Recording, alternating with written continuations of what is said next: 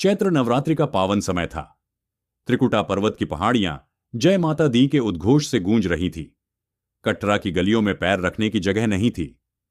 देश भर से आए श्रद्धालु अपनी बारी का इंतजार कर रहे थे। इसी भीड़ के बीच खड़ा था विजय। कद काठी से मजबूत, चौड़ा सीना और आंखों में एक अजीब सी शांति। विजय भारतीय सेना की पैरा एसएफ यूनिट का एक कमांडो था, जो पिछले 2 सालों से सरहद की उन बर्फीली चोटियों पर तैनात था जहां ऑक्सीजन भी साथ छोड़ देती है। उसे 2 साल बाद 1 महीने की छुट्टी मिली थी।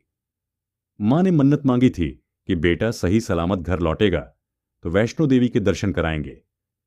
विजय चाहता तो अपनी पहचान बताकर या किसी सैन्य पास के जरिए जल्दी दर्शन कर सकता था, लेकिन उसने फैसला किया कि वह एक आम नागरिक की तरह लाइन में लगकर मां के दरबार जाएगा। वह पिछले 6 घंटों से कतार में खड़ा था। उसके पैर थक चुके थे, प्यास से गला सूख रहा था, लेकिन उसके चेहरे पर एक मुस्कान थी। उसके बगल में एक 70 साल के बुजुर्ग और एक छोटा बच्चा भी खड़ा था। विजय बीच बीच में उस बच्चे को गोद में उठा लेता ताकि उसे भीड़ में घुटन न हो। आस्था का यह सफर थकाऊ जरूर था, लेकिन विजय के लिए यह सुकून भरा था। उसे लग रहा था कि आज वह अपनी मिट्टी के लोगों के बीच है, जिनके लिए वह सरहद पर जान की बाजी लगाता है। अचानक शांतिपूर्ण माहौल में एक हलचल मच गई। पीछे से चीखने चिल्लाने की आवाजें आने लगी। हटो, किनारे हो जाओ, माननीय विधायक शक्ति सिंह जी आ रहे हैं। सफेद कुर्ते पायजामे में सजे विधायक अपने आधा दर्जन बंदूकधारी अंगरक्षकों के साथ भीड़ को चीरते हुए आगे बढ़ रहे थे। उनके अंगरक्षक लोगों को ऐसे धकेल रहे थे जैसे वे इंसान नहीं, भेड़ बकरियां हों। विधायक के चेहरे पर सत्ता का वह घमंड साफ झलक रहा था, जो उसे लगता था कि उसे आम लोगों से ऊपर बनाता है।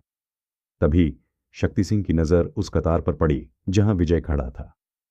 विधायक को जल्दी थी, क्योंकि उसे किसी बड़े उद्योगपति के साथ वीआईपी दर्शन के लिए पहुंचना था। उसने नियमों की धज्जियां उड़ाते हुए सीधे उस बुजुर्ग को धक्का दिया जो विजय के आगे खड़े थे। बुजुर्ग लड़खड़ा कर गिरने ही वाले थे कि विजय ने फुर्ती से उन्हें पकड़ लिया। विधायक आगे बढ़ने ही वाले थे कि विजय का एक मजबूत हाथ उनके कंधे पर पड़ा। विजय ने बहुत ही शांत लेकिन भारी आवाज में कहा, साहब, यहां सभी भक्त हैं। ये बुजुर्ग गिर जाते, कृपया धैर्य रखे और कतार का पालन करे। पूरी भीड़ सन्न रह गई। आज तक किसी ने विधायक शक्ति सिंह को टोकने की हिम्मत नहीं की थी। विधायक धीरे से पलटा। उसकी आंखों में गुस्सा भर आया था। विधायक शक्ति सिंह ने विजय को ऊपर से नीचे तक देखा। विजय सादे टी शर्ट और जीन्स में था, इसलिए उसकी पहचान छिपी थी। विधायक ने ठहाका लगाते हुए कहा, ओए लड़के, तू जानता है तू किससे बात कर रहा है? इस रियासत का बेताज बादशाह हूं मैं। मेरे एक इशारे पर तेरी 7 पुश्तें जेल की सलाखों के पीछे सड़ेगी। विजय ने विचलित हुए बिना जवाब दिया, साहब, आप कोई भी हो, लेकिन इस पवित्र स्थान पर आप सिर्फ एक यात्री हैं। यहां राजा और रंक सब बराबर हैं। इन लोगों का हक मारकर आगे जाना आपके पद की गरिमा को शोभा नहीं देता। विधायक का गुस्सा 7वें आसमान पर पहुंच गया। उसे लगा कि एक मामूली लड़का उसे सबके सामने चुनौती दे रहा है। उसने अपना आपा खो दिया और अचानक विजय का कालर पकड़ लिया। विधायक ने उसे अपनी ओर खींचते हुए कहा, तेरी इतनी मजाल, तू मुझे सिखाएगा कि मुझे क्या करना है? अभी तुझे इसी पहाड़ की खाई में फेंकवा दूंगा, कोई नाम लेने वाला नहीं बचेगा। विधायक के अंगरक्षकों ने अपनी बंदूकें तान दी। भीड़ डर के मारे पीछे हट गई।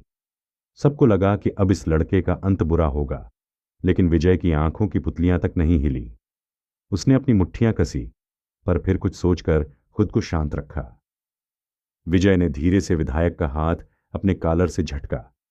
उसकी आंखों में अब वह चमक थी जो केवल एक फौजी की आंखों में होती है जब वह दुश्मन का सामना करता है।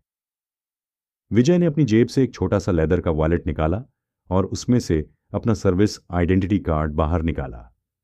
उसने उसे विधायक की आंखों के सामने करते हुए कड़क आवाज में कहा, विधायक जी, जिस कॉलर को आपने पकड़ा है उस पर देश के सम्मान के सितारे सजते हैं। मैं भारतीय सेना का जवान हूं। जिस वक्त आप अपने एयर कंडीशन्ड कमरे में सो रहे होते हैं, मैं -40 डिग्री की ठंड में बंदूक लेकर खड़ा रहता हूं ताकि आपके जैसे लोग सुरक्षित रहकर राजनीति कर सके। जैसे ही भारतीय सेना शब्द लोगों के कानों में पड़ा, माहौल बदल गया। विधायक के हाथ कांपने लगे।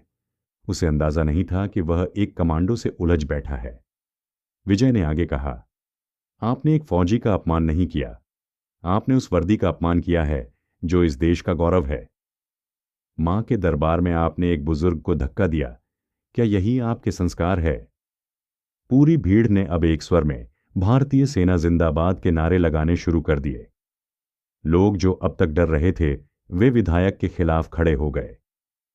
शोर सुनकर मंदिर परिसर की सुरक्षा में तैनात पुलिस और सीआरपीएफ के अधिकारी वहां पहुंच गए। विधायक को लगा कि शायद पुलिस उसकी मदद करेगी।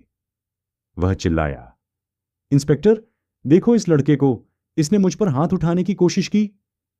लेकिन वहां खड़ा इंस्पेक्टर, जो खुद एक पूर्व सैनिक का बेटा था, उसने सारी सच्चाई अपनी आंखों से देखी थी। उसने विधायक को नजरअंदाज किया और विजय के पास जाकर उसे एक कड़क सैल्यूट ठोका। इंस्पेक्टर ने विधायक से कहा, विधायक जी, यहां के सीसीटीवी कैमरे सब रिकॉर्ड कर रहे हैं। आपने एक जवान की वर्दी का अपमान किया है और लोगों के साथ बदतमीजी की है। अगर यह जवान अभी एफआईआर कर दे तो आपकी विधायकी संकट में पड़ सकती है। विधायक शक्ति सिंह ने चारों तरफ देखा। हजारों लोग उसे नफरत की निगाहों से देख रहे थे। हजारों मोबाइल कैमरे उसका वीडियो बना रहे थे, जो सोशल मीडिया पर वायरल होने वाला था। उसका राजनीतिक करियर खत्म होता दिख रहा था। अंत में उसे अपनी हार माननी पड़ी। उसने हाथ जोड़कर विजय और उस बुजुर्ग से माफी मांगी। विजय ने बस इतना कहा, शक्ति जी, शक्ति सेवा के लिए होती है, शोषण के लिए नहीं। विधायक चुपचाप सिर झुकाकर कतार में सबसे पीछे जाकर खड़ा हो गया। विधायक शक्ति सिंह, जो कुछ समय पहले तक अपनी सत्ता के मद में चूर था, अब कतार में सबसे पीछे खड़ा था। उसके अंगरक्षक भी अब सर झुकाए हुए थे, क्योंकि उन्हें समझ आ गया था कि जनता का आक्रोश किसी भी बंदूक से बड़ा होता है। धूप तेज हो रही थी और विधायक को अब एहसास हो रहा था कि एक आम आदमी घंटों लाइन में खड़े होकर किन मुश्किलों का सामना करता है। इधर विजय ने उस बुजुर्ग को फिर से सहारा दिया। बुजुर्ग की आंखों में आंसू थे। उन्होंने विजय का हाथ चूमते हुए कहा, बेटा, आज तुमने सिर्फ मुझे नहीं बचाया, बल्कि इस देश के विश्वास को भी बचा लिया। लोग कहते थे कि बड़े लोगों के आगे गरीबों की कोई नहीं सुनता, पर आज तुमने साबित कर दिया कि वर्दी का फर्ज सबसे ऊपर है। जो लोग पहले डरे हुए थे, वे अब एक दूसरे की मदद कर रहे थे। विधायक यह सब देख रहा था। उसके भीतर का इंसान धीरे धीरे जाग रहा था। उसे एहसास हुआ कि असली शक्ति डराने में नहीं, बल्कि सेवा करने और सम्मान कमाने में है। लगभग 3 घंटे बाद विजय और वह बुजुर्ग मुख्य गुफा के पास पहुंचे। जब विजय के दर्शन की बारी आई तो मंदिर के मुख्य पुजारी ने उसे पहचान लिया। पुजारी ने विजय को विशेष प्रसाद देना चाहा, लेकिन विजय ने हाथ जोड़कर मना कर दिया। विजय ने कहा, पंडित जी, मैं यहां एक भक्त के रूप में आया हूं, फौजी के रूप में नहीं। मुझे वही फल दीजिए जो सबको मिल रहा है। ठीक उसी समय विधायक भी वहां पहुंचा। उसने विजय को देखा और इस बार उसकी आंखों में गुस्सा नहीं, बल्कि शर्मिंदगी थी। विधायक ने सबके सामने विजय के पैर छूने की कोशिश की, लेकिन विजय ने उसे रोक दिया। विधायक रोते हुए बोला, विजय भाई, आज मां ने मुझे दर्शन देने से पहले ही मेरी आंखें खोल दी। मैंने सालों से राजनीति की है, पर इंसानियत आज आपसे सीखी है। मैं वादा करता हूं कि आज के बाद मेरी ताकत किसी को दबाने के लिए नहीं, बल्कि किसी को उठाने के लिए इस्तेमाल होगी। दोस्तों, अगर आपको यह कहानी पसंद आई हो तो वीडियो को लाइक करके हमारे YouTube चैनल को सब्सक्राइब जरूर करें।